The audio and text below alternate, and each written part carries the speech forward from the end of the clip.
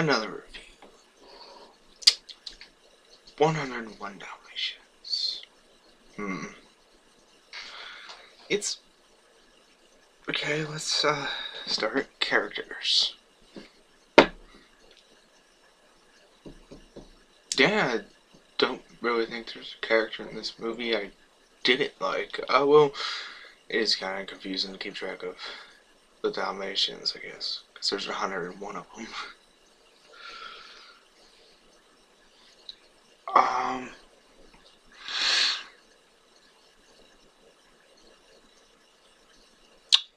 Britta and Pongo, the two lead Dalmatians, are the best characters in the movie, to be honest.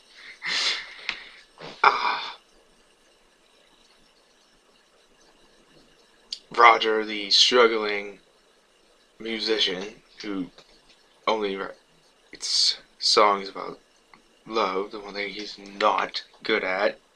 That's kind of funny, I guess. Cruella de Vil is one of the best Disney villains of all time, hands down. I mean, she's got probably one of the best songs of Disney villains. Next, well, the best Disney villain song is probably "Be Prepared" from The Lion King, Scars. But Cruella de Vil's song that she doesn't even sing, the main lead human Roger sings it. Is his name Roger? Okay, I think it is. You'll correct me in the comments if it isn't.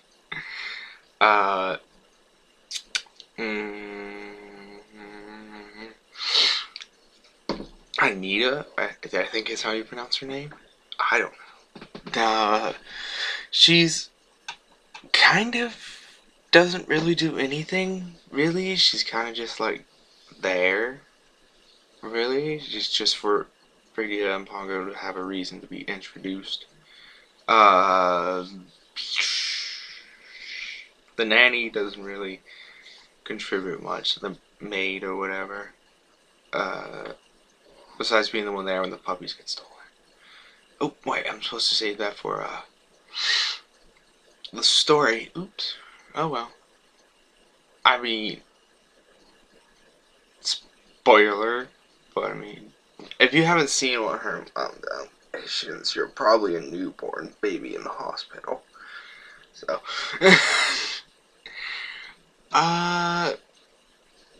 all the dogs during the Twilight Park scene, which is the best scene in the movie, are pretty well handled. They even get some cameos from Lady and the Tramp characters. Yeah. So, I guess that's it for characters. Yeah, I didn't really have any issues with any characters. The side characters, like the side dogs, are pretty good too, so let's move on.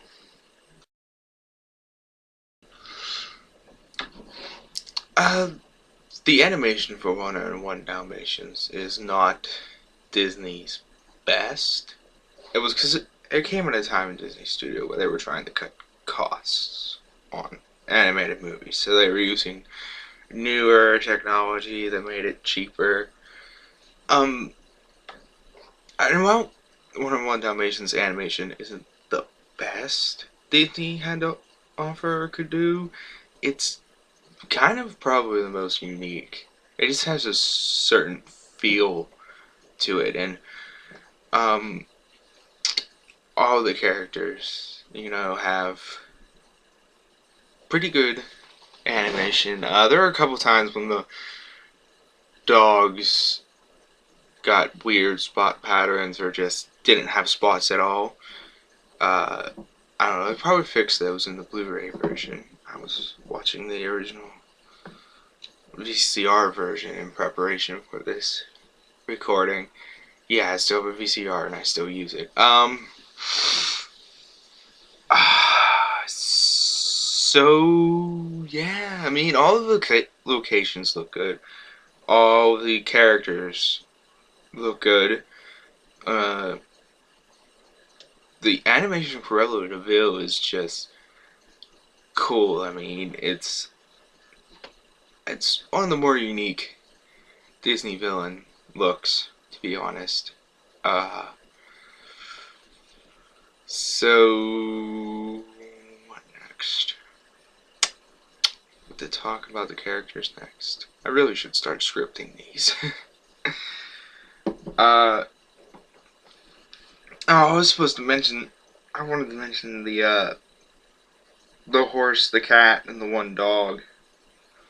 You go by like military names, like captain and stuff like that. I guess I can mention them here. The animation's done really well. They're the only real characters other than a goose that appears that are not dogs or humans. So they handled the animation well on those three.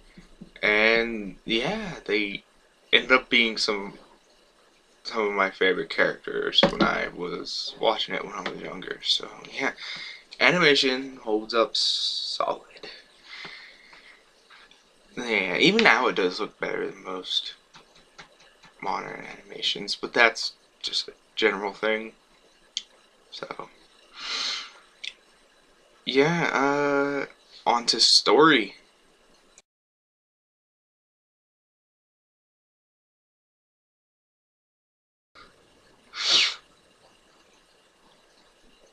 Yeah, I can't imagine anybody doesn't know the story yet. So let's just make this quick.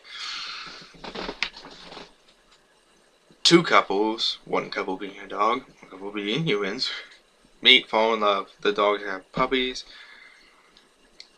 The woman human, Anita's old school friend, Cruella, who is crazy, wants the litter of puppies. They refuse to give it to her. She gets angry, storms out. She comes back. Well, no, she sends the henchman of hers, Horace and Jasper, I think their names are. They steal the puppies. The mummy and Daddy Doggy decide, this isn't going to work. We're going to have to go rescue them because the humans can't get the job done. So they use the Twilight Bark, which is basically just all the dogs in town barking out like a sort of Morse code type deal. It's mainly used for gossip, apparently, according to the dogs in the movie. So they find out where the puppies are being held and go there. They have a big fight with Jasper and Horace. Really cool and really good way to make the dogs so far that have looked all cute and stuff look actually threatening and terrifying. Probably should have mentioned that in the animation portion of the review, but anyway. And they end up having to trek back across Britain, I want to say. Yeah, because it takes place in London. So they have to end up tracking back across the British countryside to try and get back to London. They run into all sorts of animals along the way who are willing to help them out. Nice animals. And eventually Cruella, Horace, and Jasper catch up to them. There's a big chase scene. Cruella wrecks her car, and the dogs get back home. And it's this big Christmas celebration thing, I guess. And the end finishes off with them planning to buy a farm and raise Dalmatians. So yeah, that's the story in a nutshell, and it's pretty good. I mean, it's really good, especially the whole reason Cruella de Vil wanted the dogs in the first place was because she wanted to make dog skin coats, and that's just the more I hear that, the more I say it just keeps getting creepier and creepier for some reason. I mean, probably for an obvious reason.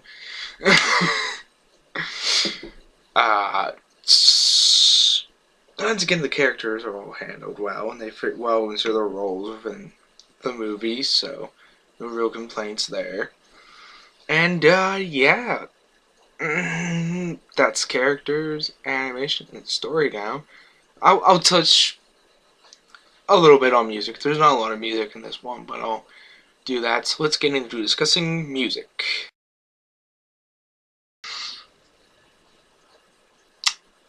music is good, you know. Grell Ville's the villain song is really good. I like the whole jazz element of it. The score, the music, plays in the scenes and stuff, and then the score for the chase scene is really good. Uh, the rest of it's pretty good too, it's just really nice sounding music, really lovely sounding music. So, let's see. There's not much to talk about the music, as there's not very many songs sung in this movie, just the Cruella de Vil mainly. But it's good, so no complaints there. Uh, I guess it's time to rate it. Let's rate it. Let's see. Yeah. So that's all for music. Let me compose my thoughts and think of what to rate this movie.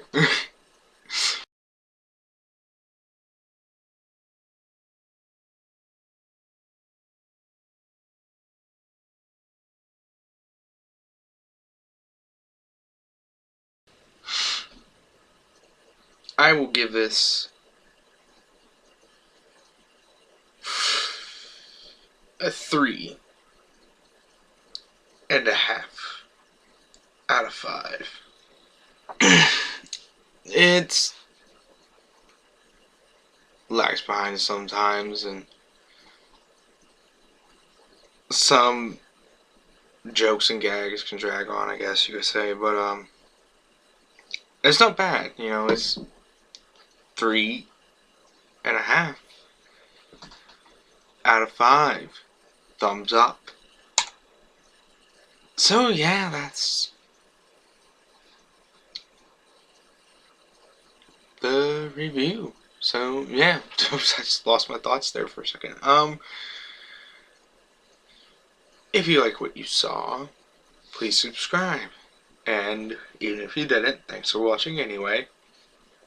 And don't forget to give yourselves a big thumbs up